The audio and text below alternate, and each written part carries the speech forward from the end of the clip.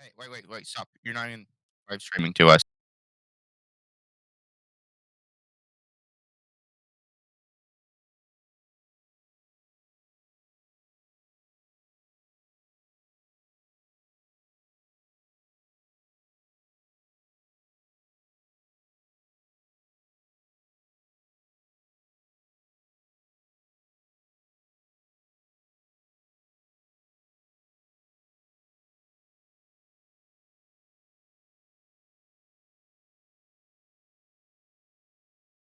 Hello, everyone, and welcome back to the Galeria Smite League. Today, we are going into our lower division, and we are going to be watching the Fallen versus Or the Blight. As always, I am Bloody Lifetime, and with me is Lana. And tell me, what about these teams, and how do you think? Like, tell me the story that they have gone through to get to this point. Well, it looks like they were up at the very top at the beginning, but it looks like Order of the Blight was able to come out, but did lose in the quarterfinals. And same with Fallen, they both fell in the quarterfinals. Order of the Blight to Kinkai's, and Fallen to what I don't know how to pronounce that other name. I'm gonna be honest, guys. Already down horrendous, and we're like 10 seconds in. So now we're in losers round three. Whoever goes on here will be against that next team. Fallen, if they do progress, will be against that team that they did fall 0-2 before in the quarterfinals. So it's gonna be an interesting way to go about. I'm excited to see how both teams are gonna perform here, and I don't know, maybe we'll actually have a good finals coming up. Yeah, the loser or the winner of this match will go on to face El Wub. And, Fallen has already lost to that team 2-0, as Lana just mentioned. So it will be interesting to see who manages to make it to that losers round four. But, hopefully we'll be able to get into picks and bans and kind of see where this is all going to play out. And Fallen with the first pick of this draft. Now, Lana, tell me, what bands are you expecting to come through here? Both these teams, we have the NA meta, we have the EU meta, but there's a lot of overlap. What are you expecting to see Chris. banned out here early on? I think there's a lot of things right now that are worth a ban, but you can kind of play around with what the best ones are. I think this Thor pick here is definitely worth banning out. Kind of just one of those sleepy junglers right now that you don't even have to hit your buttons, you just do that much damage. Plus, the global ult is super helpful there. If we love seeing those semi global ults, definitely difficult for any of the lanes to be able to predict when that Thor is going to come down. I'd also like to see something like Sun Wukong. Did get nerfed. Still super annoying, super safe, and honestly, you don't even have to be that good at him to play him. We do see a Freya ban too, and honestly, this has been another sleeper pick. I think Freya ADC, even Freya jungle. I think um, in the Solstice Smite game matches that are going on today and yesterday, one of the junglers, I don't know who, played Freya jungle, makes it look good. I think even Genetics played Freya support. Hate to see that. I don't think that one was nearly as good, but jungle and ADC, definitely the way to go. And then we have Yorm and Kali. Those are more standard bans still. Everything's looking pretty standard to me right now, except for the Yeah, Scylla and a the Wheelitch. Scylla ban Okay, is super interesting. lost me.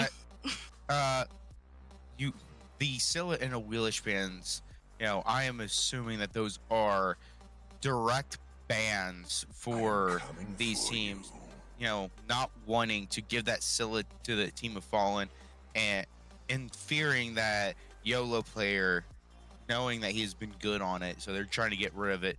And same for Safa on that jungle pick of a Wheelix, getting rid of that. But Fallen will take the Are you Thanatos ready first, for me? and or the Blight picking up Achilles. A struggle of the executes in the first picks, and it's really interesting picks to start. It's not your typical high value picks. Mm. There's still a few on the board. As you mentioned, the Sun Wukong, but with Achilles, typically Achilles is solo lane instead of in the jungle, so that Sun Wukong is still open up for the Fallen here. Yeah, And I definitely I will wouldn't end pick this this. fight. Um, I feel like you can pick this up next because I feel like it would make sense. I imagine if they don't pick this up in the next two, Order of the Blight is gonna just ban it out because we're talking about best solo laners right now. That definitely is Wukong. We do have the Hachi come through too, and hmm, fallen down a little bit, but still just so safe it doesn't matter. Oh, and I forgot about Baba. Wait, the Baba Yaga getting okay. picked up, and the Sun Wukong is hovered. Baba Yaga, one of those gods that is like by far like the best, like one of the premier mid laners right now. Doing Having that availability to go into stacking items and build them so quickly with that creeping cabin passive, as well as being able to build items like prophetic cloak that give you cooldown, give you tank, that It is a time lot for of some mid laners are kind of fireworks! building right now. We're seeing These like immortals need to Tiamat's be taught picking a up lesson. breastplate of valor and Oh, more right now, but does seem like a little bit of a mess up there, as it is a Sun Wukong and Ganesh, not the Baba Yaga locked in, but yeah. So what I as believe here, for those who aren't My aware, I'm not power sure if the ban cannot came through be before this contained. match, so I apologize to both teams if that is if this is incorrect. But currently set, Baba Yaga, Martichorus, and obviously Charon is banned right now. Baba Yaga being banned because of the Soul Reaver interaction. I saw someone the other day absolutely get one shot by Soul Reaver off the alt for Baba. Definitely don't want to see that. So it makes sense, obviously, that those aren't coming through it. That's why I was very confused when they got picked up. But honestly, Wukong Ganesh, I love this. I think honestly, if we're talking about some of the best picks right now, obviously Wukong being one of the best, Ganesh also. I wouldn't say is the best support right now. I still think Kuzenbo is just so gross right now. But Ganesh is just so good into players like Achilles who rely on getting their damage off up close, and Ganesh just doesn't allow them to play the game. You also get prots off the Ohm. Definitely a good pick here right now, but Merlin is pretty good too. You can get out of that pillar. So, interesting to see there. yeah, as you said, I really like that Ganesh pickup with that Sun Wukong, a very powerful duo. Although it is interesting to see a Susano ban when you have a Ganesh, because Mhm. Susano gets locked down so hard by Ganesh whenever he tries to come in. When he uses that Storm Kata and the Jet Stream to really try and make a impact in those fights. You just ohm him and and then use immovable objects, and that's Susano is locked down and in your team, and typically dies. But trying to get rid of those strong jungle gods, banning out the Susano, banning out the Daji, not wanting to have to worry about those problems. Well, or the Blight on the other hand, banning out the Giannis, banning out the Agni, To two work. very strong mages in the mid lane right now. Giannis with always being one of those guys that can be very good due to his high mobility, able to portal around the map, as well as able to use that through Don't you space and time dare ultimate for run him from and his me! allies to maneuver the map so quickly. And Yeah, now, 100%. yeah, I and like to think Word of the both your Blight is mages are picking up the making slack now. damage. Oh yes, I like the fact that, banning out some high damage mages is always a great choice, Yeah. as anyone that can proc that Ethereal Staff and Soul Reaver often and frequently is really good right now. And speaking of gods that can do that, but also can run that book build with Breastplate of Valor, Mhm. that Tiamat that has come back into the meta is hovered You right now. dare test your Yeah, might against Tiamat, Tiamat? an interesting pick, but I think is so good into this comp. Um, Also, just a really good pick into Merlin. Merlin being one of those characters that can cast from a really far range, but if you really want to get your whole kit off, obviously a lot of players flicker in and then they will use their transformation and that causes the damage. And that scares a lot of mid laners off. But Tiamat being so tanky because of her passive, I mean, this is a good matchup. When we saw at the beginning of season 10 here, we saw the tablet builds coming through. Another thing that's been really popular lately. Who are the top players? Merlin and Tiamat. Looks like we're getting a salty run back from that time. Interestingly enough, though, I do want to talk about this Fafnir. Um, we don't see this very often, and if I'm being honest, not a Guardian I would think for this kind of comp. Usually double Hunter comp, or at least some kind of a Soul or Freya or Kronos in the mid lane. Definitely a weird pick here, but must be more comfort than anything. Yeah, I completely agree with you. Fafnir is one of those guys that, with the dragon transformation, like that draconic corruption ultimate getting buffed, at Hmm. max rank lasting a full minute now. He has been in a good spot. Yeah, However, he is still niche, even still. yeah. So, as you mentioned, that double hunter is really where he shines, whether it's two ADCs, a mage ADC, and a hunter. It is really where he excels. So, it's interesting to see the dragon himself kind of picked on a team without either of that. But, for the Blight, going to go with a Hun Bats as their final pick. The monkey is very good at This is great. causing disruption. Yeah, The this is Hun Bats ultimates are fantastic. going to be, one of those things that's really going to help try and peel as well as initiate, because I feel like it might be something that he's going to be forced to drop with the Sun Wukong reigning in his backlines as well. Yeah, But and then 100% here. I Fallen taking the Izanami, which is also another hunter we really don't see that often. Um, She has like been in the right meta. clear in the Yeah, she's been creeping back into the meta and has been meta, but it's still not something that you usually see. Like she is good right now, but a lot of people are going with the Rama, the Hachiman, really over there in the ADC and as like the priority picks. So it's interesting to see that Izanami being prioritized and being picked up. I actually don't mind it, honestly, for the sole purpose of getting Ganesh through the laning phase. Kinda similar to Geb.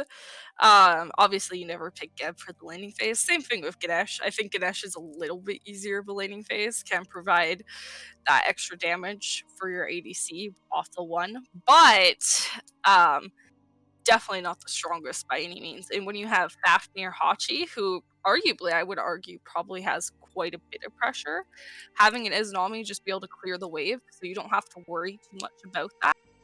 Um, really nice. I think these two mesh together really well. I think Izanami provides the AoE damage off of the pillars, probably better than most hunters. Maybe Cernanos could argue against that, but besides that, not too much. And Tiamat, her ultimate does allow that AoE damage, but it's not that traditional AoE that when someone gets stuck in Ganesh pillars that you usually use. So I actually really like this Fallen comp. I think they have a lot of potential here, and I think with Order of the Blight, it's really just going to come down to execution. Can we get those full values off those Achilles execute and Fafnir transformations? I don't know. I think it requires a bit more execution, but if they pull it off, it could be anyone's game here. Absolutely. It's going to be a close match, but we will have to see as we jump into this game number one of this match to really see who is going to be the one to pull it out and make waves to be able to go on to that losers round four. As it does appear that there is a pause right here Sounds at about the right. start of the match. That sounds right. So we are trying to get that through and try and get to the gameplay There you as go. here will go. Uh, they're making cabbage work for things today, everybody. Poor cabbage. Yeah, I mean, looking at the builds, they are pretty standard. One thing I find really interesting here is we have War Flag on Fafnir, I think that is so spicy. That has got to be the perfect pickup for Fafnir, right? It just goes along with his 2 so well. I love this, honestly. I think this is gonna push this lane over the edge, and Fallen have to be really careful about this because I mean, I think Sentinels on Ganesh is good. I think it's probably needed for this kind of lane with all the poke you're taking, but at the same time, I definitely think it is not as beneficial for the lane purposes, or especially the 3v3 going into the mid lane later on at about 6 minutes. Yeah, I absolutely agree. Like the Sentinel's gift is going to be very strong later in the game once that gets upgraded. But that War Flag giving the Fafnir, a bit of advantage and having to play into the strengths of being a Fafnir, to try and help even out this lane. Because this Ganesh and this Izanami are going to be able to outclear so dramatically due Yes. to Ganesh's one, as well as Izanami's autos going through all the minions. So it's going to be one of those things where Order of the Blight is going to be Ooh, on the back foot in that dual lane for a while. And Ash the Duke taking so much damage in yeah. the mid lane there, almost falling very early on. And it, Ghost Rider on that Merlin, because two of these players in this match are the correct players, but they are on different accounts Oh, because yes. of issues. So Ghost Rider in the mid lane on that Merlin, doing fairly well so far, but did take a lot of poke and almost fell. Yeah, and this is just the nature of the matchup. I think Tiamat really does bully players in the first few levels. If you're allowed to clear the wave, which when you have the Thanatos in the jungle, it just allows you free poke, free clear. Thanatos with the scythes with his ranged um silence. It's definitely helpful in this matchup. And Merlin, being known for his clear when he first was released, definitely not. He's good at clear, don't get me wrong, but I think it's more of the AoE, his big circles now, and just the tick damage over time that he's more known as. His clear is definitely not nearly as good as he used to be, and I say that playing a lot Merlin. Plus, Tiamat did go that conduit jumpstart while Merlin did go into the Sands of Time. So that's going to provide a lot of extra utility for Tiamat. While I think Merlin will have the edge late game, because I just think Pendulum of Ages is just a bit better late game. Um, yeah, I'm really not that surprised there's a lot of pressure coming out of the mid lane at all. It makes a ton of sense to me. Yeah, and that conduit gem, being that item that can be very good early game, giving you extra true damage on your abilities as it scales up on each second, capping out at 20 stacks to really kind of help you clear the minions as well as provide a lot of poke onto your opponent. The, and upgrades to either typically to that conduit gem, which really helps that kind of spamming of abilities that Tiamat loves to do, to really try and get additional percentage attack speed or damage as well as movement speed. So later on down the road. So I like the pickup of the of Conduit Gem on that Tiamat, knowing Mhm. that's going to become upgraded later, and the damage and havoc that it can cause, as well as safety for the Tiamat player. Yeah, absolutely. I mean, the main thing that Tiamat's like to do when she was first released was building her hybrid. I think that's one of the— oh, wait. Ooh. Wait, we have a rotation, and his silence Ooh. and a scythe, but is going to take the monkey down to about quarter HP. Thanatos getting a bit frisky with that ultimate, but on that hovering death, but not going to be able to get the kill here. First blood is still yet to come. 4 minutes into this match. Do you know why they didn't kill there? Because Tiamat has no mana, and you want to know why she has no mana? Because she has Conduit Gem. So unfortunate. Um, yeah, I mean, I like the idea. I definitely think that a nice try on the Santos can definitely bully Hunbats here, but just doesn't have the damage yet. I definitely think the follow-up from the mid laner was definitely necessary, and Classic mid troubles. As a mid laner, I feel for having no mana all the time in the early game. Yeah, Wait, and oh, the Phantos blink! with the Ooh. blink in, but the flicker is even faster, able to stay alive there, as that could have spelled absolute trouble for Ghost Rider there. You can also see Ash, the dude here, trying to keep up with the damage and just the pressure coming at a YOLO player, but unfortunately, you just kind of have to give up these left and right mid camps. Tiamat is just able to clear them so freely. The other nice thing about Tiamat is just having her ultimate. It's on like a what, 30-second cooldown, something I believe like that. It's super slow, and you're allowed to use them for basically anything. If you're playing Tiamat, the main thing you want to do is spam either her minions or her whirlpool. Her tornado ultimate. I'm thinking Charybdis, guys. I don't know why.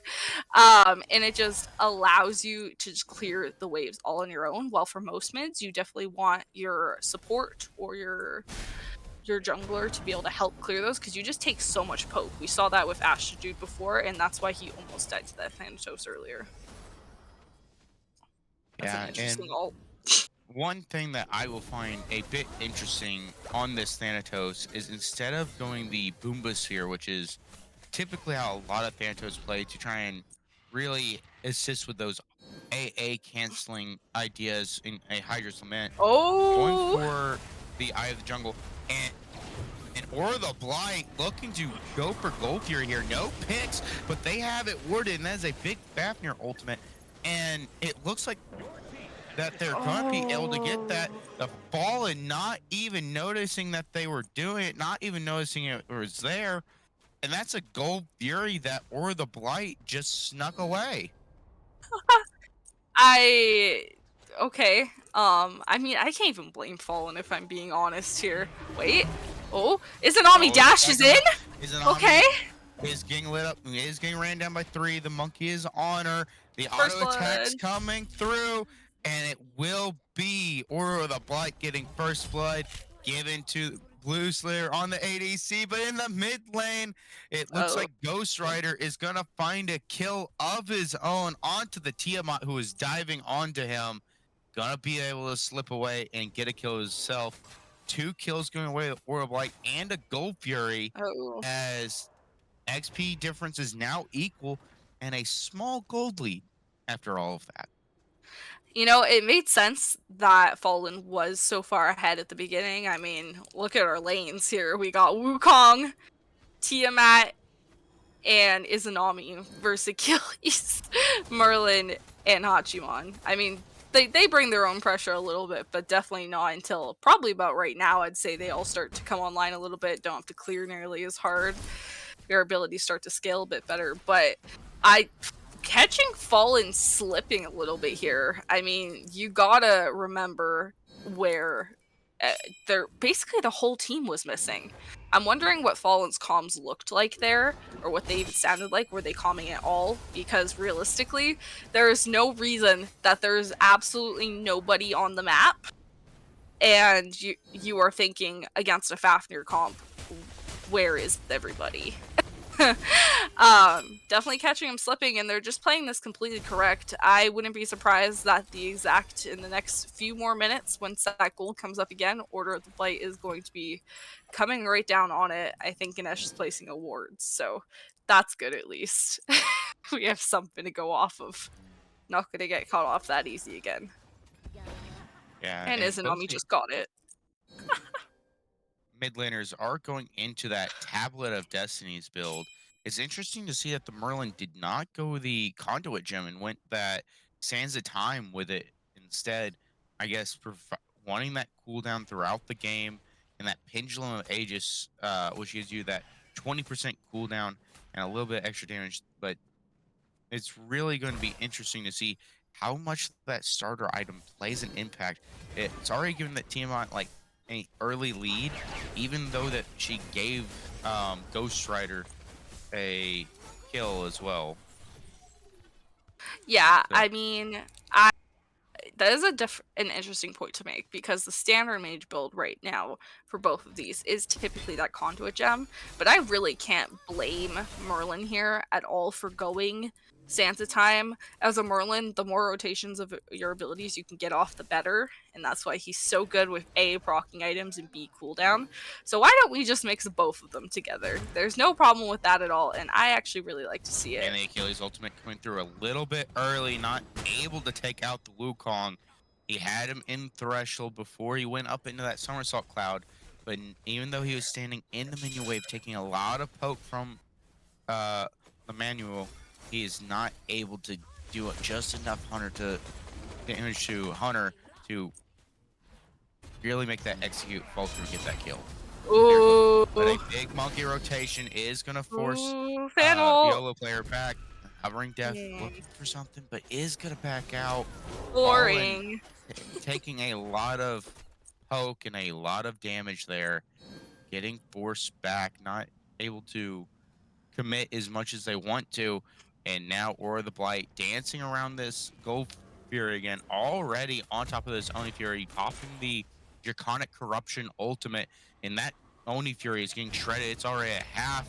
And so far, Fallen have not stepped up, but the Dark Pillars are going to come through. And that Aura the Oh, Blight will get it. And that is going to be the Hunbats falling after the ultimate. And a lot of damage coming through. The Tiamat oh, is starting oh. to come back into this fight as Aura the Blight are starting to fall. The I mean, but team they got losing it a though. couple. I still Yeah, think Aura the it's Blight worth. will get that Oni Fury. They will lose their jungler and their It. ADC, maybe losing more. A big blink by the Ooh, Thanatos into the backlines. oh, He's going to be able to take out Ash the Dude, oh, but he's not going to be able to escape the Achilles, getting him right before he can get out and diving in deep. They're going to find two more, taking out both the mid laner and the solo laner. Right now, Fallen may have lost a couple Gold Furies, may have lost there, but that is a 4-for-2 trade for them, yeah. taking out everyone in that fight besides the Fafnir. And now both the supports are dancing on this beacon. Both teams should be grouping up here to really fight over this beacon. We're going to get a more traditional style team fight as everyone's going to be here, but there's quite a few ultimates that are down. Most of the Order of the Blight squad is ultimately Woo. down.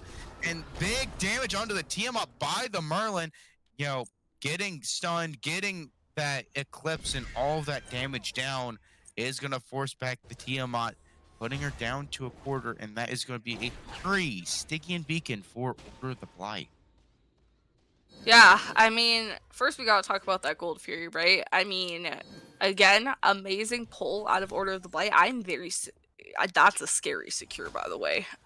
Both Giamat and Merlin have horrendous secure, and it's really just a coin flip. So I appreciate them taking that coin flip instead of just giving it up. Oh, big stun! Oh, Big fear no evil! And down will he go. It was a big rotation for the Blight there. ooh, Just was not expecting that one, as he thought he was safe. He thought he was out of there, but God Hunter will fall to a big, like, blink off that one bots. yeah. Ugh. Yeah, that was a dirty Fafnir hammer, by the way. That was so beautiful. Did not expect to catch that as an Ami, and you could tell. No beads there, good capitalization off that Gold Fury fight. And going back to that Gold Fury fight, I mean, I'm a little confused why they ended up taking the fight. And Okay. Emmanuel soloing the Hunter over there in the solo lane, using that execute well, and not gonna let him get up into the somersault cloud. A good kill by the Achilles on that one, not letting that Wukong be able to heal up and stay alive. But now Aura the Blight is pulling the Pyromancer, and Ooh. the Dark Pillars will Ooh. come through trying to steal it, but it will still go the way of Aura the Blight.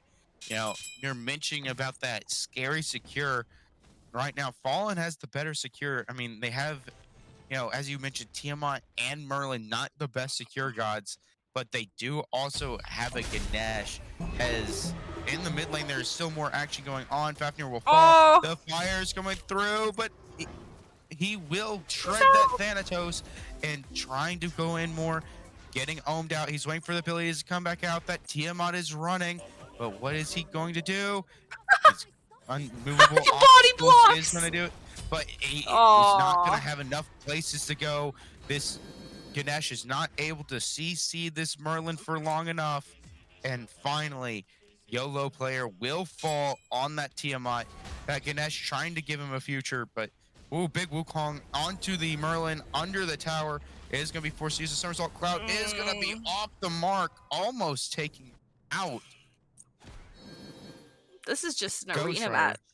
This is just an Yeah, arena match. both these teams wanting to scrap, both these teams wanting to fight, and they're definitely swinging early on into this game. Even at the 15-minute marks, both these teams just want to throw some hands, throw down, and just prove who can just fight better. Yeah, and I mean, realistically, technically, yeah, it is favoring Order of the Blight. I mean, we definitely have a pretty big lead now coming out of the solo lane, and it's only going to get worse. If we take a look here, it looks like Wukong actually something I wanted to talk about at the beginning of the match, but did not have the time. There is no teleport coming out of Sun Wukong. Has those beads instead, and well, I think that is a pretty decently safe idea into a Hunbats and Achilles. I feel like that just makes sense. Definitely gonna be a little harder getting into lane here. We see that one level lead. There we go. I imagine it's only gonna get Looks like worse. where the Blight is going to Um, try and pull oh, again. oh. And big Fear No Evil is just going to leave I Nice Try nowhere to go.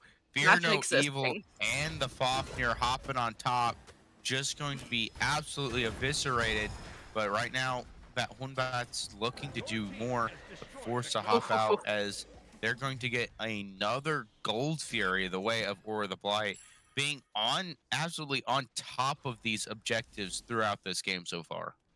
I am shocked, by the way, that Ganesh has not got a single one of these objectives with the ult because it has been so close. Um, oh, that was a close hammer too. I don't think anything comes out of it, but would have liked to see beads or something come out. But yeah, and we see there that Achilles had made that rotation over, and now Wukong is still able to be the same level now, but allowing Get allowing that tower Achilles to there. just come back over, it is just going to make such a difference coming in these team fights. Say an objective. Oh, wait. And a big hovering death into the silence is going to be able to track down Ghost Rider and Hey. make him fall.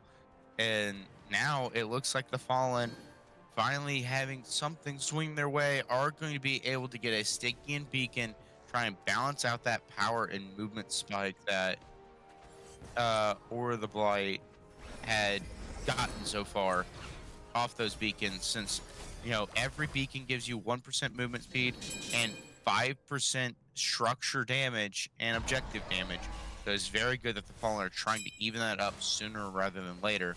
And now the Fallen are trying to start up this Pyromancer, but right now that rotation is coming in on the backside. No one knows this Achilles is here.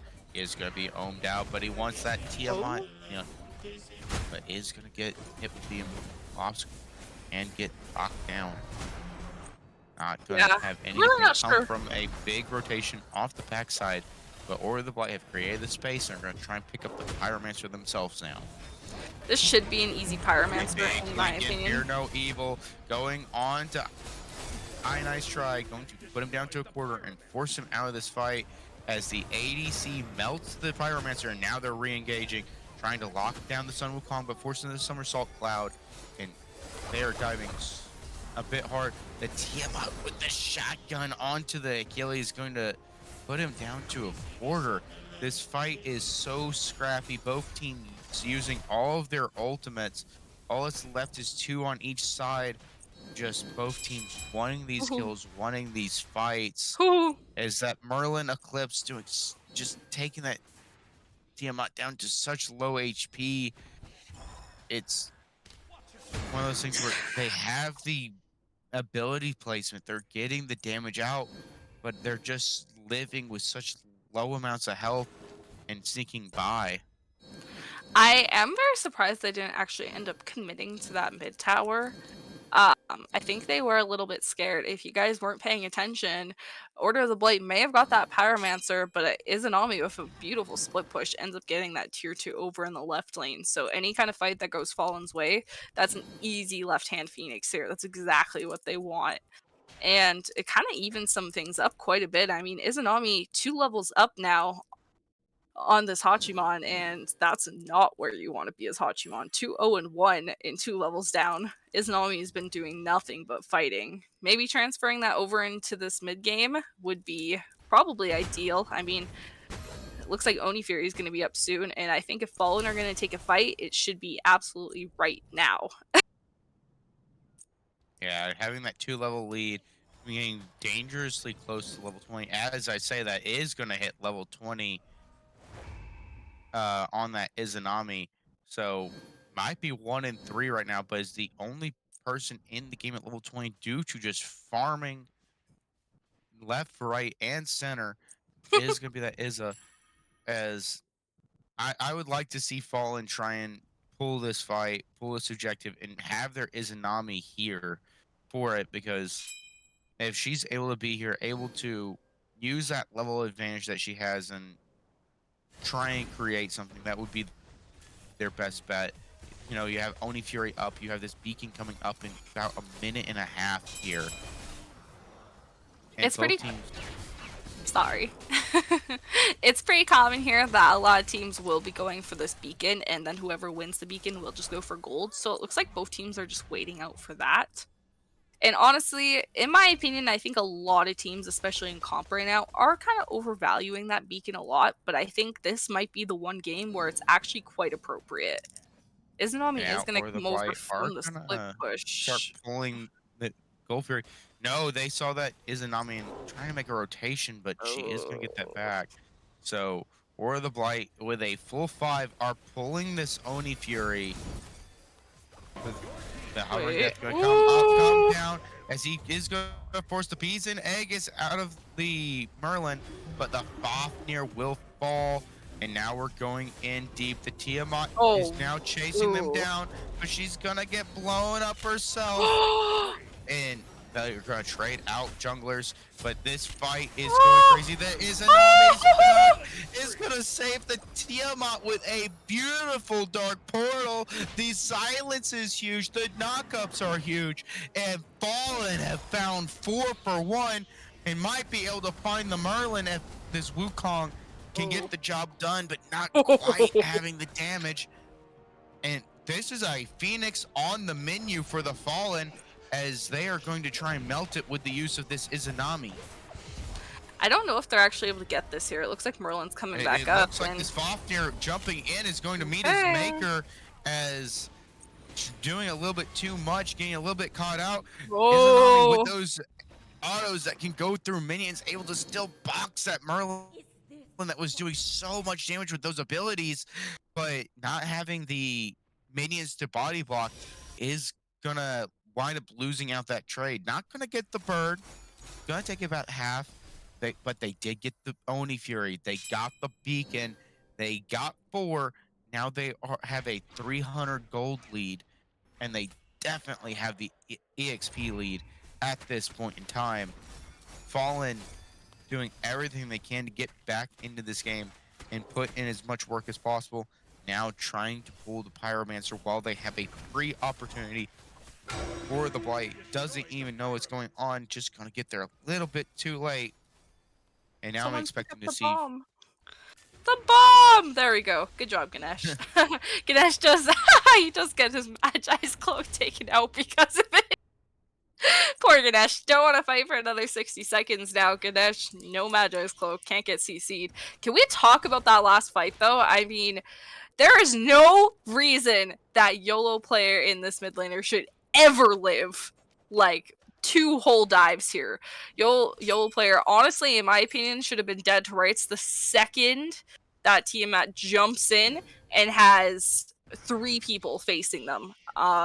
I, who was it? I think there's 3 people going after Safa here on this Hunbats. Does end up falling, but I guess that inherent tankiness coming out of TSK is just too much, and the body blocks coming out of the Ganesh to get rid of the Achilles ult, the dark, like you mentioned, the dark portal from Izanami to do the silence. I cannot believe they live there, and that is absolutely what won that fight, and they should be very proud of themselves for that coordination. Protect the Yeah. president as that Tiamat. Yeah, I absolutely agree. That Tiamat should have fallen in that fight, but the team coming together, using their ultimates, using their abilities so well, and managing to keep her alive. And I saw 1 HP on that Tiamat, only one more auto needed, but she managed to get out. And now War of the Blight, they have their Titan still alive, looking to fight. They've already poked out that Wukong quite a bit. A Oh. big fear no evil is going to come in. They're going to take one with them. And now there's a 5v trap. But a big ultimate out of Thanatos on that Hovering Death is going to take out Safa. And now he's trying to get that Achilles, putting him so low. But the Wukong with the blink is going to take him out himself. Now it's them trying Ooh. to chase him down. The Hachi has nowhere to Oh go. no. Fallen, looking for a deicide, and will get it. Will only lose the support. Will take 5 off of War of the Blight. And now that is going to be a fire giant that Fallen is going to be looking for. A big fight for them. War of the Blight really kind of throwing in these fights, being far too aggressive. They've lost the last 3 fights because they keep going balls to the wall, keep trying to go for everything. But Fallen has such a good counter engage comp, has such a good siege defense, and Absolutely.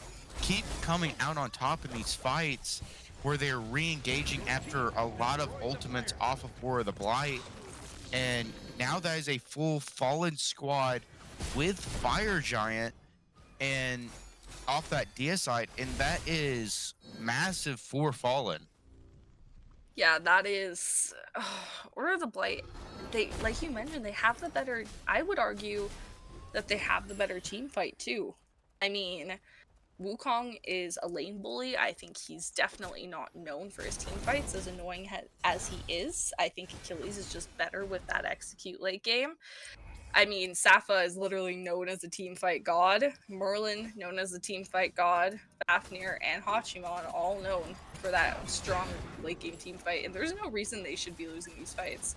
But the main problem here, like you mentioned, is that just raw engage. They aren't engaging as a team. It looks like they're really forcing these fights. They went really too hard under that tier 2 tower on the right lane, and they didn't even get it. That's the worst part. I've seen this happen actually with a lot of teams lately, where a team will go for this tier 2 tower, and they realize how untanky that Titan is. A couple abilities coming out of your mage, a couple autos coming out of your hunter, and that thing falls pretty quick, and then you're just stuck.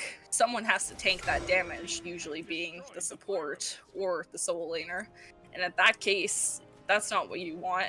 It's a pretty even fight. It was a pretty even map state before, and now Fallen are able to just get that 6k lead coming out, and now they can just get the Fire Giant. This is where it gets Yeah, scary. Tiamat. absolutely. And during all of that, or the Blight getting to be able to pick up that Primal Fury and try and take it away from the Fallen, while Fallen taking out all the tier 2s, getting the Pyromancer. They have 2 bombs in hand. So if they can get to these birds are going to, die and have to be reborn later on into this game if Or the Blight can hold on. But right now, Fallen in the driver's seat, a full 5-man with this Fire Giant, and they are looking at this duocide bird. However, their minions are way back at their own tier 2, as no one had pushed them up and pushed up with these minions, so they're going to have to wait a long while for them to walk up this lane. And Sapa Oh, is going to find a kill onto I Nice Try in the mid lane, getting a little bit too big for his britches, feeling like he was fine being alone, but that is a big fear no evil ultimate that is down, and you lose your jungle, you lose that execute potential for really getting all that poke and getting all that damage out, and that ultimate's now off the table because he's got sent back to base the hard way. So now you're kind of forced to disengage. You only have it's a 4v5, and even though you can still do a lot and try and get these birds and try and fight this, it's just safer to back off, get your farm, get your buffs, and reset for the next fire giant because or the blight really can't fight you still because you have 4 people with this fire giant. The only thing you really can do is set up for EFG, set up for the Oni Fury, and try and get some word coverage to really make sure that they cannot get in on these next fights. Yeah, I mean, as good as it is for Order of the Blight to get that pick, I mean, yeah, there's nothing up, there's nothing they can do. And realistically, I don't think Fallen need to push that much anyway. Um, their gold lead is okay, but they didn't have Enhanced Fire Giant, and I think right now, having just a regular Fire Giant isn't really worth pushing unless you have, like, at least 10k plus gold lead. I think the main job when you have that is just stalling the farm out of Order of the Blight and keep them further behind by keeping them under their phoenixes, kind of just keeping them scared. I think they pushed a little too far, and honestly, with Fallen here, I mentioned with Order of the Blight that they're pushing these fights a little too hard, but the thing I noticed with Fallen is their comps just seem to be kind of lacking. I play a lot of comp, and I can tell that Thantos had absolutely no idea there was 2 people coming for him in the mid lane.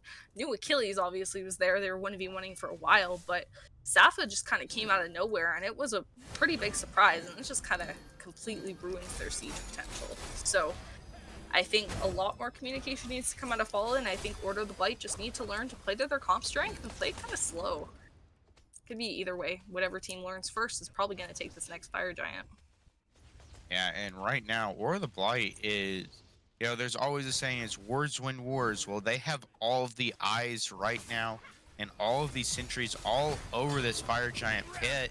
And that right there is going to be an absolute deletion of this Merlin of Ghost Rider as a big Dharmic pillars and a stun coming through, and he is gone. And now Fallen are chasing.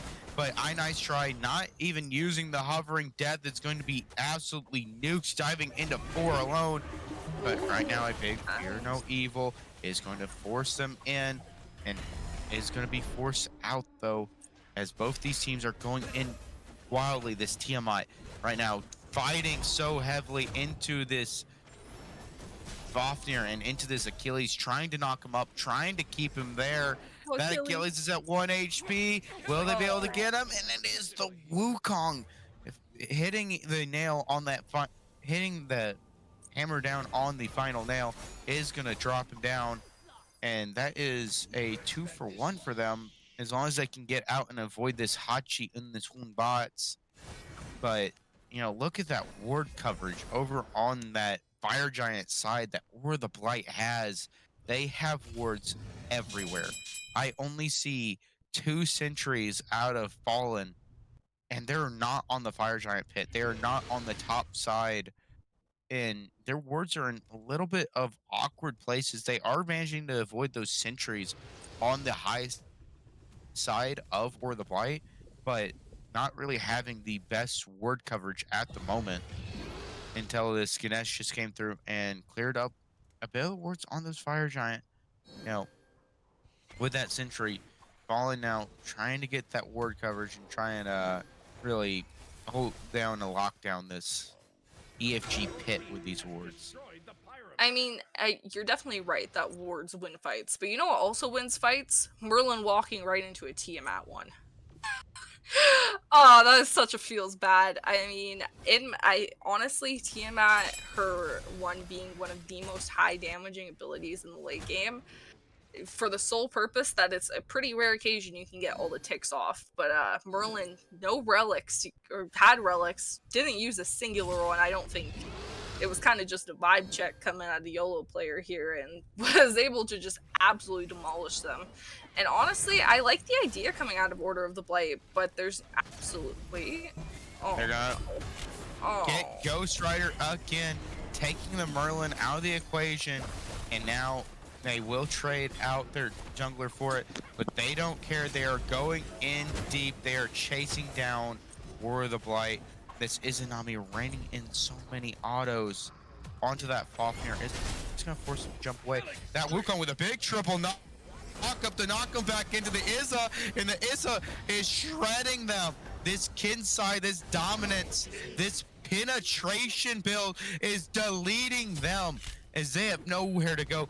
Jonah take out two, absolutely eviscerate them, and YOLO player on that Tiamat going to knock down the Hunbots. And that's a bird. You have four up, but you're low. If can you This is take just out game. this Titan? But they are going to go for it at 1 HP for all of them, but with a big knockup that Izza with pet damage is going to send Fafnir home. And that is going to be game number 1 for the Fallen. A big fight that Izza coming in on that last fight, hitting like a absolute truck.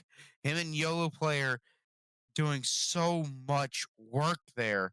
That magical damage and that physical damage just working in sync while their Wukong was providing all the space, all of the knockups, and all the setup there is just able to slowly domino over Aura the Blight and, and Fallen taking game number 1 and Aura the Blight have fallen to the Fallen Yeah, in game I number 1. mean, Order of the Blade just played that so sloppy, right? I mean, first off, why are their backliners frontlining there in that last fight? There is no reason, and I don't know if that's just a communication thing that's going on between Order of the Blight. I'm just not sure if the maybe the frontliners are too scared to step up. They're getting shredded too quick. I don't know. But all I know is those backliners way too far in front here, and like you mentioned, I mean, Fallen ended up getting that ward coverage in the end, and they knew exactly where they were, and that just allows Wukong to walk in for free.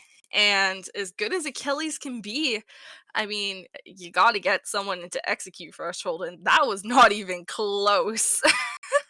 Not even close here. Trying his best here, but yeah, definitely not enough damage here coming out Yeah, and you in the were end. mentioning that these, frontliners of Or the White not really wanting to step out, but when you look at that Tiamat, 43,000 damage Can't blame him. for frontliners, nearly 20,000 higher than anyone else in the game besides the Achilles of Order of the Blight, who did 32. This Tiamat was slapping all game. And there's a reason Tiamat has come back into the meta with this tablet in this Book of Thoth Yep. build, doing so much damage with the proc activations and having that Tiamat hitting you, getting reined in on Izanami autos with Kinsai while getting knocked up repeatedly by a Sun Wukong and Ganesh. And then you still have to worry about Thanatos killing you just because you got low on HP and got into threshold. It is a terrifying synergy that melts a front lines, melts the back lines when they get to them, and it's just a front to back comp that just keeps chugging and just keeps going. Yeah. And the Fallen using it so well and really in those last two fights showing what they were made of and getting the job done here in game number 1. Yeah, I'm really glad they I'm really glad Or the Blight here put in 3 whole bands into YOLO. And he still comes out on Tiamat and absolutely just mauls them. Love to see that. Classic mid lane here right now. Yeah, I don't know. I think going into this next game, I like the idea coming out of the Order of the Blight, but they need to clean it up a little bit here. I mean, I like that they're going for objectives. I like that they were playing to their early strengths here. I don't even think they had that early game of a comp, but I like that they were going for objectives, but I think they need to stop overstepping a little bit. They went a little too far, and then once we get to late game, Fallen were just able to completely execute off of their amazing engages coming off of Wukong and Ganesh, and there's not much you do after that. So I think they have a huge chance. They just got to clean it up going into this next game. We'll have to see. We'll come right back with game 2.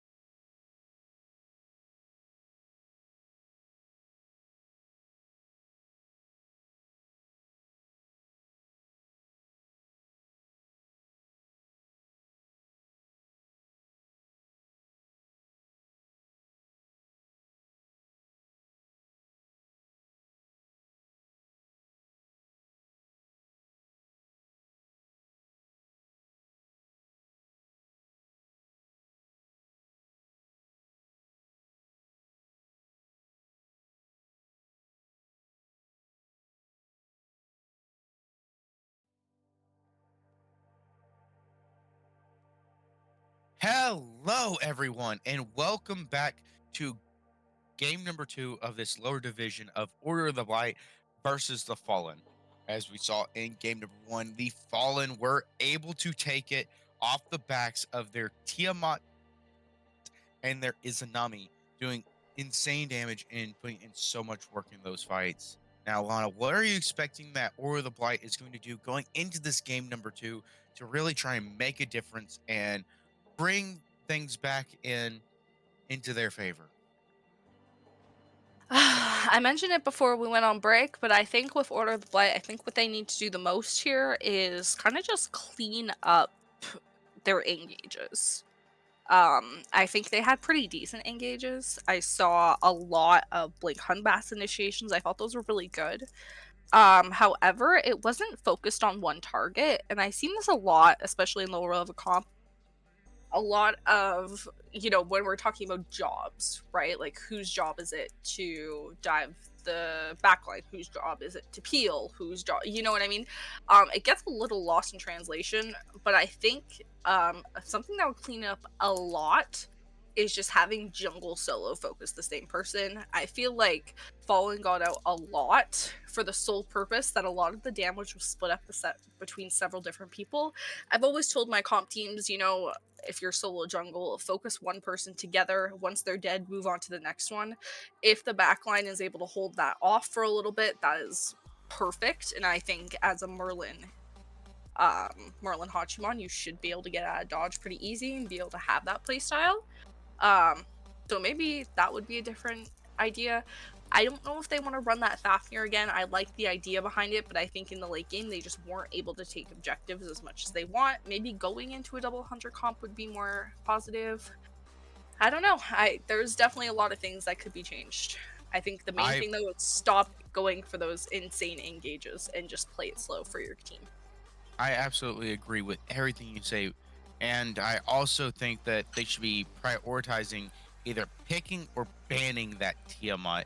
I think that YOLO player did too well on that god, was kind of the heart and soul of that fallen squad in game number one, going 8-2 and having 42,000 damage.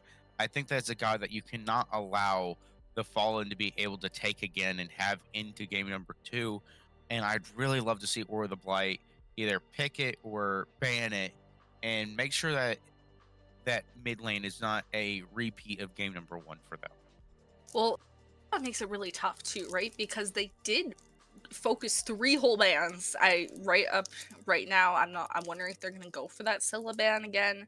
I think Scylla does not the same thing as Tiamat, but similar late games. Yep, they're gonna do it. Uh, and they also ended up banning, who was it again? It was Agni. They wind up in the second set of bans Ag- banning y- Agni and Jonas. yeah, okay, there we go. Uh, I think perhaps switching out Giannis with Tiamat might be a good idea. The only reason I say that is you have to be a really good Giannis player to actually execute Giannis properly, in my opinion.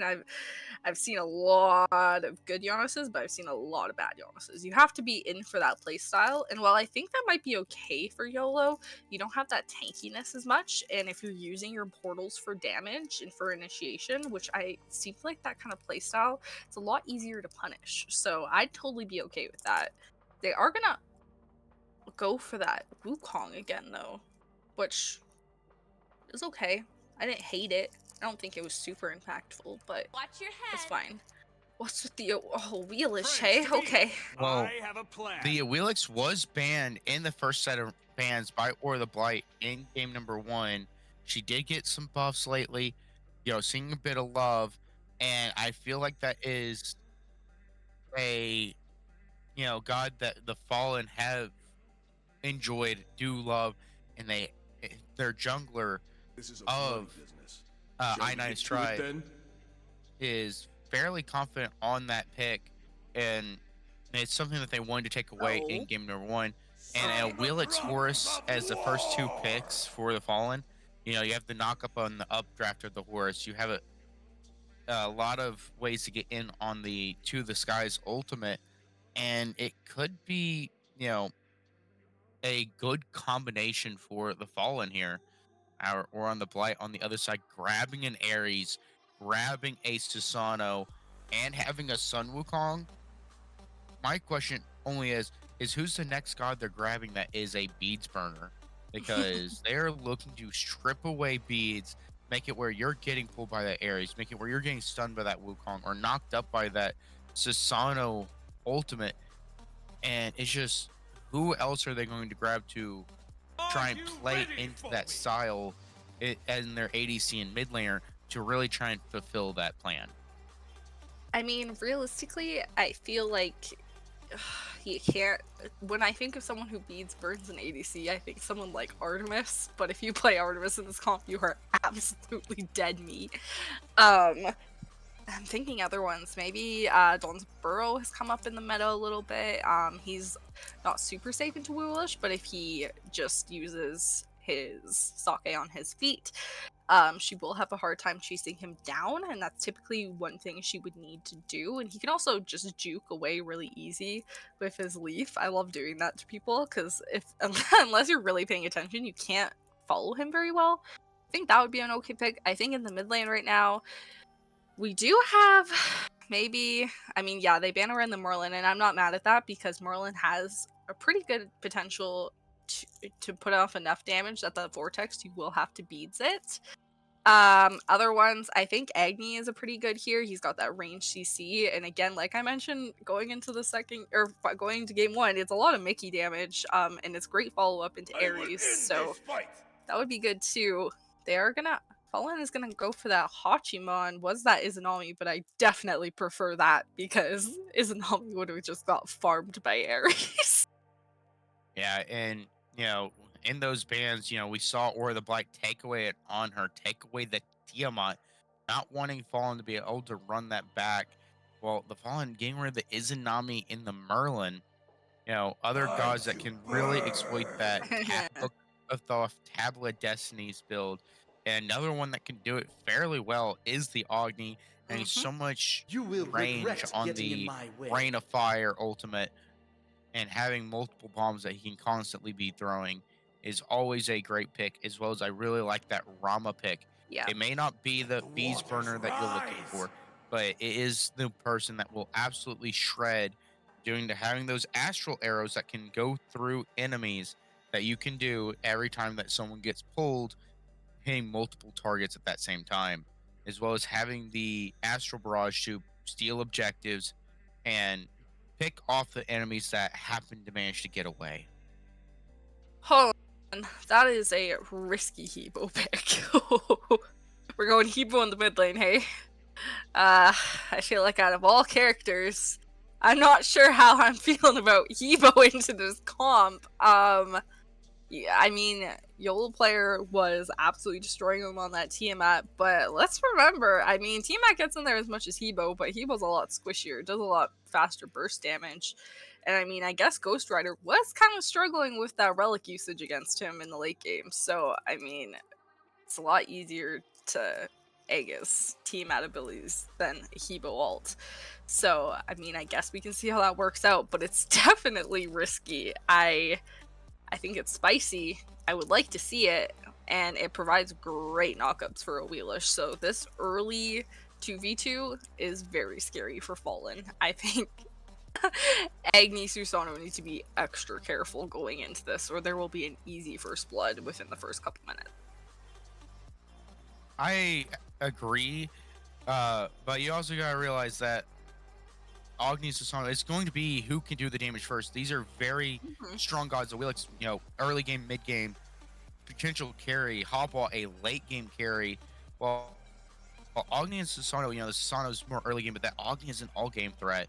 So it's gonna be interesting how that mid fight kind of turns out because it can go either way. It depends on who gets the better engage on that one. And we're looking at these teams as both of them have some absolute powerhouses on their team.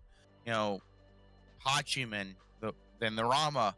We have a Sun Wukong and executes to no end off of Achilles.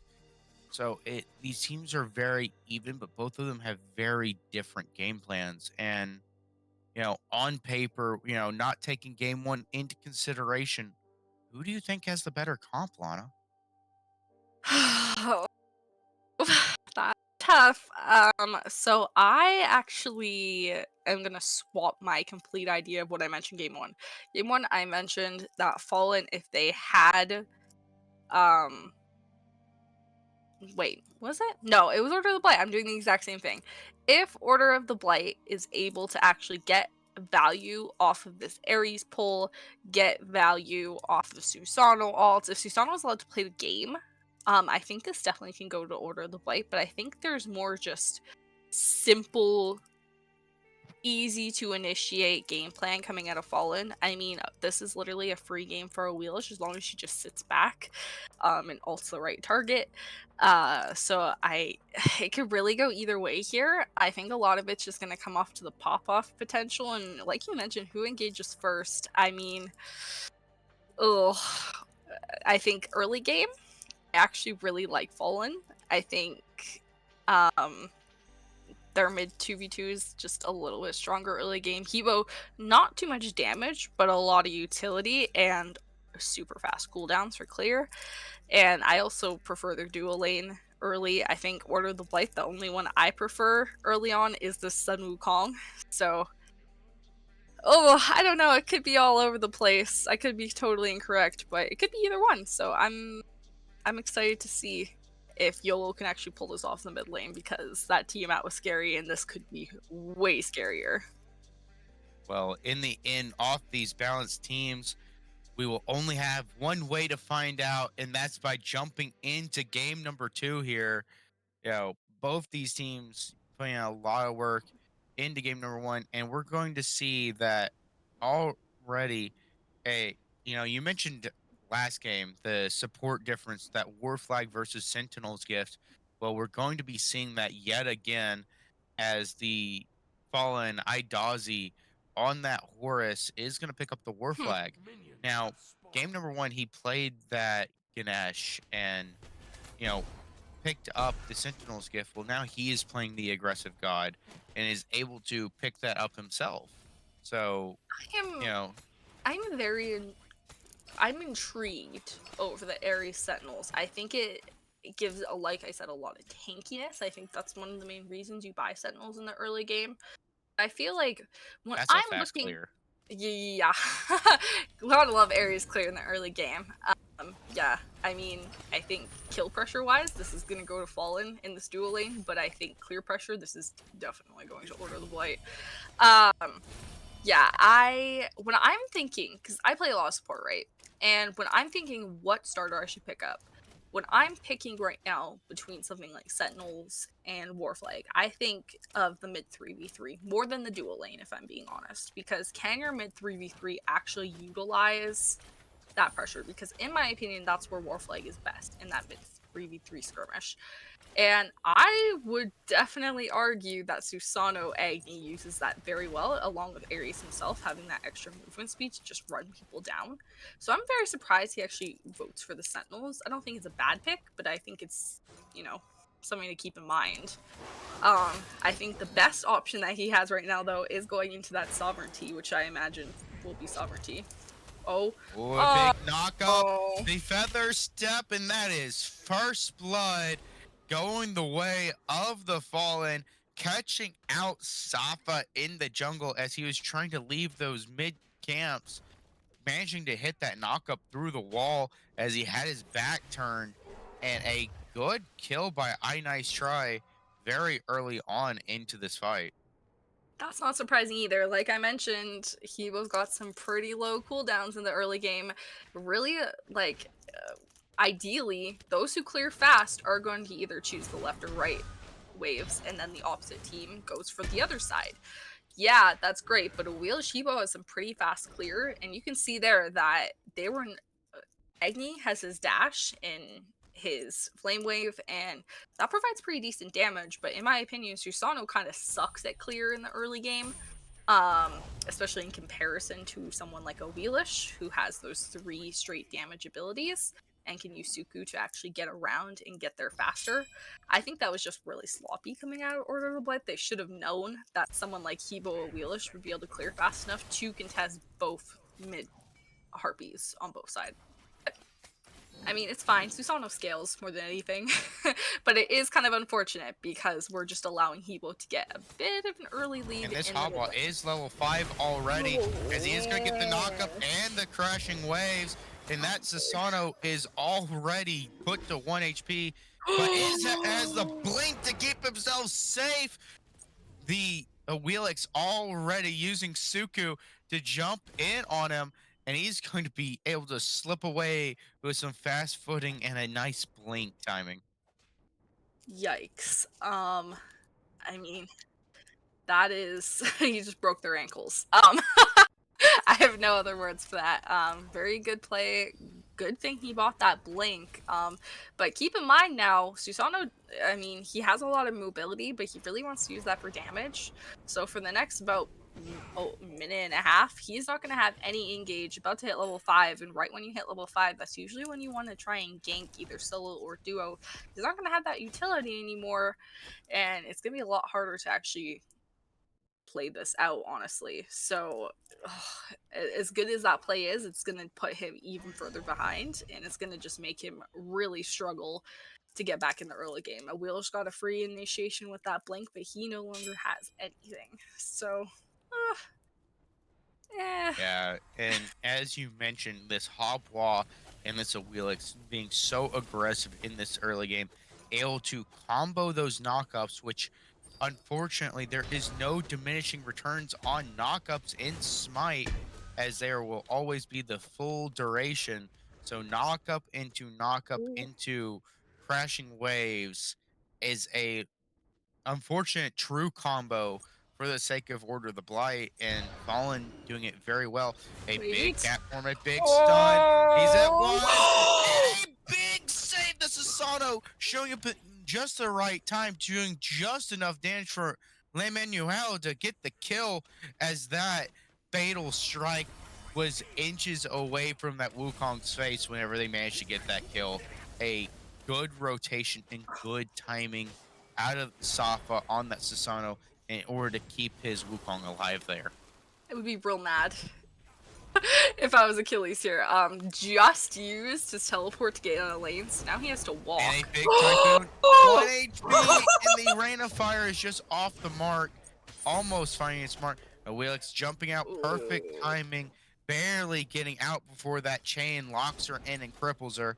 A lot of damage coming out of that Agni and Susanoo, outranging both that Hobwa and a Wheelix. And now we jump back to the Ow. solo lane as Le Manuel, with that level lead that he just got because of that kill, is now bullying out Hunter to try and really use that advantage, since he does have that Soul Leader online already, while while this Achilles doesn't even have that breastplate finished yet. So a lot of damage, lifesteal, and cooldown versus a bit of prots, especially in this early game where Wukong strides and strides. It's going to be one of those things that it makes it really hard for this Achilles through this early game. Yeah, this is Achilles' worst nightmare here. I mean, even if he gets a good initiation onto Wukong and is able to try and go for the outplay, keep in mind that once again, and I mean, like I said, this is a good play, we do have the beads once again coming out of Wukong. So not only does he have his cloud to jump on, he also can just use his purification beads to completely get out of dodge for 90% of scenarios. So yeah, this lead, in my opinion, is only going to get bigger and bigger. We see how the damage is coming through here, and Both of them are fighting. The execute comes through, but with this somersault cloud is going to be able to survive and not get executed, barely not coming through. And we jump back to the mid lane. The chains are true, and the rain of fire is true. Blah will fall, and this Agni is looking for more. He is going to get a fat stun onto the Sawilix, and she is crippled. The chain, but last tick of damage before she would get out, going to rein her in, and that is a kitty cat that will fall. A few kills going the way of Or the Blight here in the mid lane, using good use of their CC, you know, having Summon Suku already on the back of it, but that chains, that massive cripple out of Ares, not gonna let her jump away. and making where Agni can do all of that damage and just slowly burn her out and manage to get the kill at the last possible moment. And it just makes this even harder for Fallen right now because they are now about 1k behind, which isn't great. But also keep in mind here, they have 4 physical gods. Their only magical initiation here is Hebo. Hebo, who has pretty much abilities that want to be right in your face, typically played as a jungler because of that. No ranged, like barely any range. The only range here he has There's is a his rotation knockout. coming in. Safa and Nice Try throwing some hands over here in the top side of this jungle. And, you know, Ashley doing, Ghost Rider in the mid lane. Kind of, looking like you might wanted to rotate there, but with a Hobbar right behind him, not able to. Ooh. But Sasano with a lot of good poke is going to force that Hobbar ultimate out. Something that you're forced to use or get pulled back into a Sasano Agni with an Ares there as well. You cannot risk that. I feel like this Hobble using his ultimate to stay safe is going to be happening a lot in this game Yeah. due to Typhoon and the pull of Safa and also no escape coming out of this Ares. It's going to be one of those things that he's going to be using that for CC immunity quite a lot. Yeah, 100%. I mean, he still has his beats for now, which is good, and Hebo Wall is on a pretty low cooldown, so he'll be lucky as long as he plays under his tower. But like I said, Hebo has trouble clearing the wave, and Agni can just poke him from such a far range right now. Did decide to actually go into that old build that we see, Conduit Gem into Chronos Pendant, so he just gets the maximum amount of bombs. This guy is not going to be allowed to step up to the wave. I'm surprised they're even letting him here. And Hebo's great when you have a lead, when you're able to actually initiate 1v1 the enemy mid laner. But when you're behind like this, it definitely makes things quite a bit more difficult, especially with how And a big no escape is going to force out that mounted archer and force that Hachiman Ooh. out. He is going to manage to hold on to the beads there and only have to lose the ultimate. So, burning ultimate for ultimate is the ADC and the support. Yeah, and that's going to be pretty nice coming up for this beacon. Both of them will probably have their ultimates, but it is something to keep in Oh, a mind. big fight here in the jungle. The knockup is Oh! going to get him pulled, but the crashing wave's not going to have the range as this is a 3v3 and each team has one person low already. Some big chains coming through out of this. Ares is taking down Ionai Shry down to a quarter. That chains and those fires hurts way more than people expect once you start getting those auras online. And Ares providing a lot of damage right in that fight. Gonna actually force out the jungler of the Fallen there. Yeah, I mean, honestly, at this point in the game, Ares can solo the entire team of Fallen. I hate Ares, by the way. He's so annoying.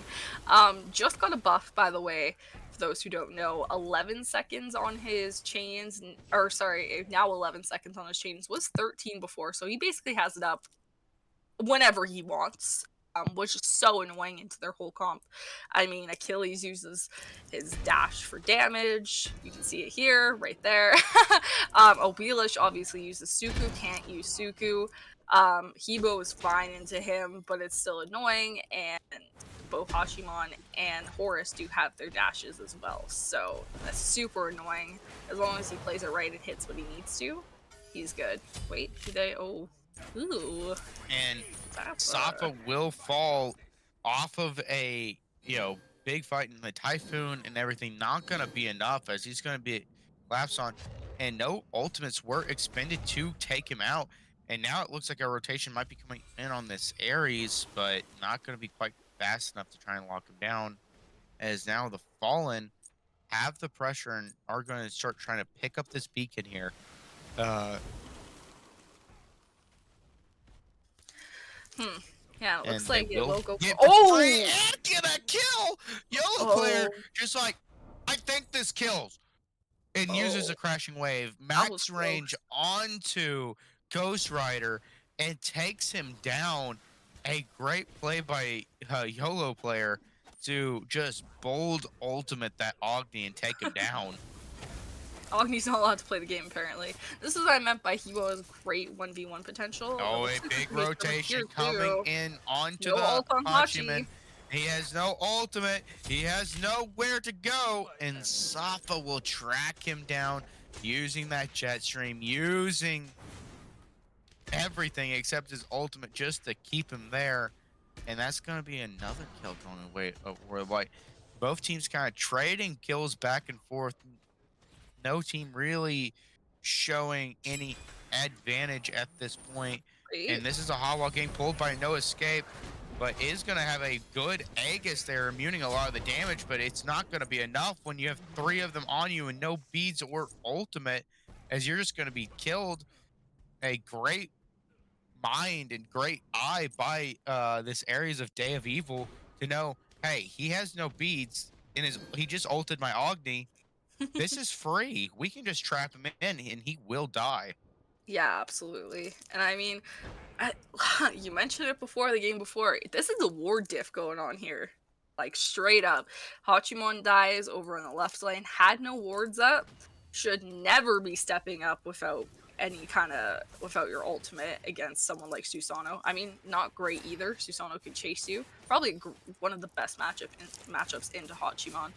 But, you know, you can't be pushing that far up, especially as an ADC. No point in trying to box here. It's a Rama. He's just going to go up in the air anyway. They are going to try and 1v1. Nope, nothing. Okay. Boring. We do see awards coming out now for Fallen, which is good. But then, like you said, that puts a lot more pressure over on Tadazi, Oh, the who... Two of the Skies ultimate is going to be Wait. coming in over here onto the Rama. Is going to be bringing that Wheelix. It is going to be put in front of him instead of being it farther behind him. You know, that's when you make those Horus ultimates, you have to put it behind, knowing that they're going to try and run away, playing a bit too far forward. And that is a failed rotation out of the Fallen there, as he was able, Blue Slitter was able to just roll away and get back to his tower line pretty much for free. And now look where he was pushed up to. He's pushed up 3/4 away down the wave, clearing it. And he just pushed Hachi's entire wave under the tower while he was at his purple. If they had just lurked and lingered, they could have re-engaged on that fight on that duo side and taken out the Rama. But now it's Day of Evil that might be making his maker. Is going to try the no escape, but it doesn't matter as he's going to be getting blown up. Now we're going to jump over to the solo lane. A lot of poke fighting over this Achilles blue buff. He still got it. He still managed to get it and live. But, you know, Day of Evil trying to step up into a Horus, a Wheelix, and a Habwa, you're just going to get stunned. You're just going to get knocked up, and knocked up. And you're not going to have anywhere to go, especially when you have no teammates near you. Yeah, that's just the nature of Ares in the jungle. Yeah, mobile guardian. If a team sees you, it's game over. Doesn't matter if you have like so many physical prots. That sovereignty did absolutely nothing for him. It's really more for his teammates than himself because he's still pretty squishy, only level 10. I mean, it's a 4-level deficit to the jungler and definitely enough to kill. Wheelish has that full transcendence stack and has Hydras. A good Wheelish will be able to solo Ares at this point. He is going to start falling off. I would argue starting now. His time is starting to become over. But I guess in trade, Horus is also starting to end as well. So at this point, it's going to come down to both these carries and maybe the junglers. I think Susanoo has a lot of good potential, but I think realistically, this whole game is going to depend if YOLO player can get some pretty decent ults off. He has so far, but, you know, we'll see how it goes around this Gold Fury fight. It looks like both teams are posturing for it, but Wukong is lurking. Oh, no, he's going over back to their lane. That's so boring. I want to see a gold fight. I want to see a gold fight. They're even right now. Wait, And that's there going we to be a go. big pull and a big crashing wave. Safa with no beads, having gotten burned about 30 seconds ago, is going to be eviscerated there. A great play out of iNice, try to hit that knockup, but it looks like that Day of Evil is going to be trapped in as well, and not having really anywhere to go but and get chased down by this Hachiman and by this Awilix. You know, that's 2 kills for Fallen. I'm expecting to see them pull gold here. but it looks like two of them are backing. And Yeah, very interesting, odd. they are going Oh to boy, cancel that Achilles. back and go for gold.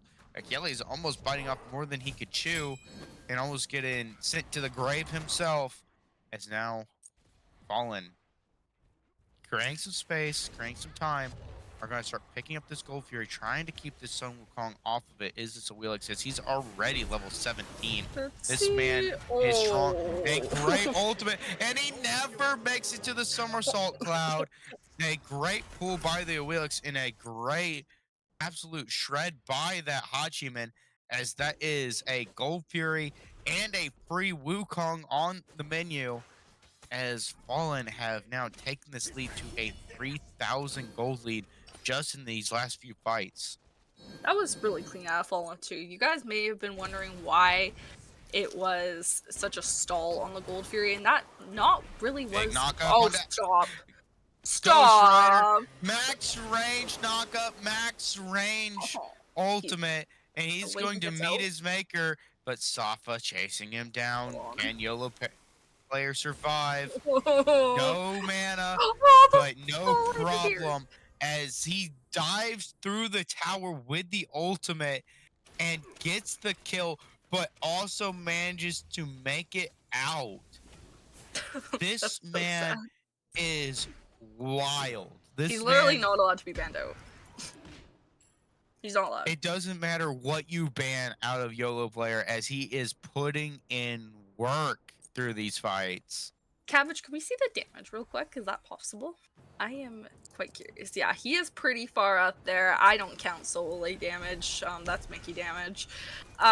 So he is basically top of the damage right now. And that's exactly what they need. Like I mentioned before, there is four physicals on Fallen. So if he's not doing damage, it's probably just GG. We're gonna have so many physical prots by the end of this. I am very surprised, by the way, that we don't have a breastplate of valor or some kind of defense coming out of Ashton here. I feel like it just makes so much sense because of the physicals, but Big chains. Right. As now he's going to try and get pulled in, but he is going to use the crushing waves to immune it. But it doesn't matter, because Nice Try is going to keep him alive at 1 HP again, but he's getting tracked down by the ulti. The tick damage barely, not enough. Not able to have any more rain of fires. But now that's a kill for Fallen, and now it's a 2v2 fight over here in the mid lane. Oh, But solo kill. lane is getting soloed by the Achilles. The Rama is here, and now they're raining it in, trying to hit these blind Astral there's Barrages. one. Will hit the most Yeah. potent one, and Nice Try will fall. Some big kills going the way of the Blight here. You know, even with losing their solo laner, is going to get a 2v2. Oh, And now they might be getting a 3-for-2 as YOLO player steps up into mayhem jukes. and has some phenomenal juke shoes to avoid the rain of fire, avoid the knockups, as this man has some fancy footwork over here in the mid lane. He doesn't have shoes. He's a Hebo. What do you mean? Achilles dashing in is going to get taken down as he tries to fight into this Rama, fight into this Agni, but is just going to be locked down and absolutely shredded, running face first into the mage and ADC like that. Not the best idea without a team, especially when you don't have that prophetic clip fully stacked yet. Okay, I just want to say, I have to talk about this now. Because now I'm like, okay, so he doesn't have shoes, right? So what does he have? And now the first thing I thought is he reminds me of a slug, but with water. Right? Like, look at him! He's got a little trail behind him! Hebo's a slug, confirmed. Sorry, guys.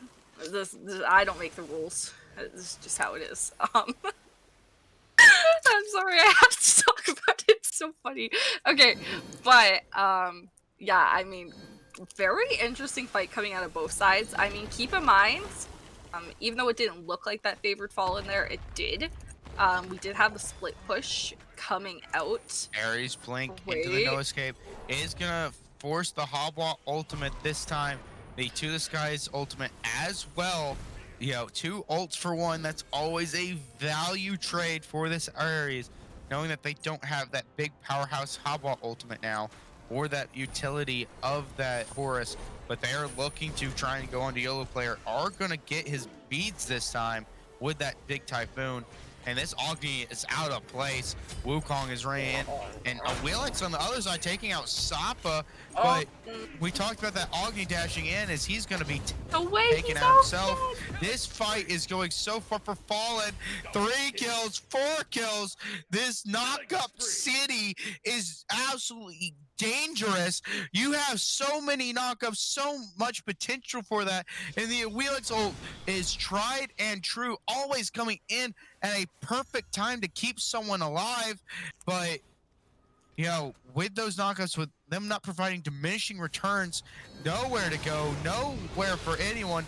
4 kills, and now they're picking up Fire Giant at 23 minutes as they have everyone here other than their Horus is right Well, now the wrong Llama ult. getting super zoned out, and the Astral Barrage is down. It is free, and can Oh, he get the kill? As he cannot Blue Slayer actually getting the cripple onto the Awilix, so she could not jump after him. But that's a Fire Giant and a big Pyro going the way of Fallen. And the And gold. now they're looking for the Oni Fury. One fight has turned this game on its head, and now Fallen taking command in the driver's seat.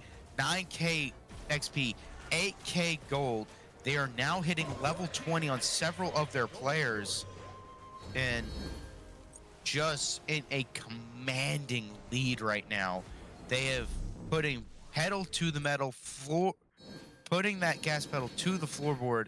I'm expecting them to really try and make something shine and make something happen now that they have this Fire Giant, have Oni waves, have the Titan unleashed in this solo lane. They have everything going for them. Let's see what they can do with it. Yeah, and this is just the perfect time. They got literally everything they wanted. Now that the Titans are unleashed, they are just allowed to. I highly doubt that Order of the Blight. I don't think they should be stepping up here. I don't think Fallen knows that it's just the tanks here, but you gotta be real careful because they could die pretty easy. Level 14 on Ares. That is absolutely terrifying. They could at least get a tier 2 with this Titan still pushing.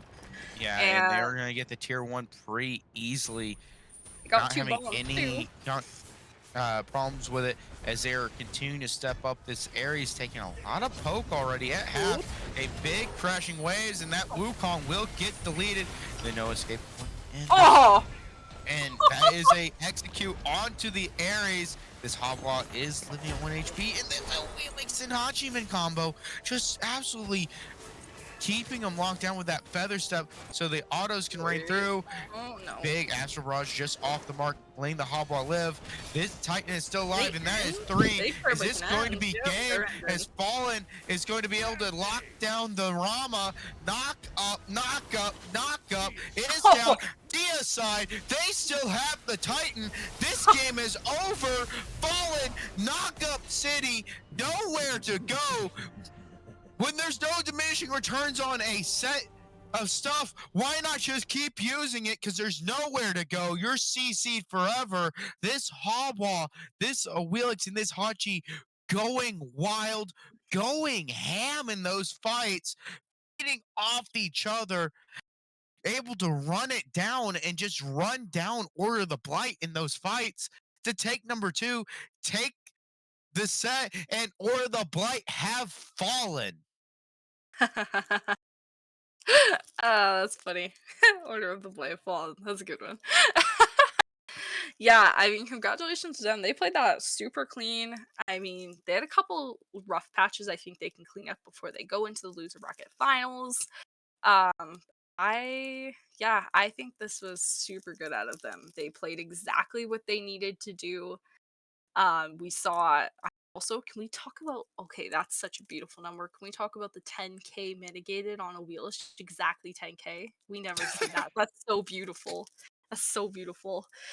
Yeah, I mean, there was just a lot of damage coming out of that Agni, and even though there was a 4 physical comp, I mean, with the Prot Shred coming out of Horus, with just the pick potential out of a Wheelish, and the, again, massive amount of damage coming out of Hebo in the mid lane, was punished a couple times, but it definitely wasn't enough to actually send Order of the Blight home. So congratulations to Fallen for going on into the finals of the loser bracket, and not much to say about that. Clean, good smite.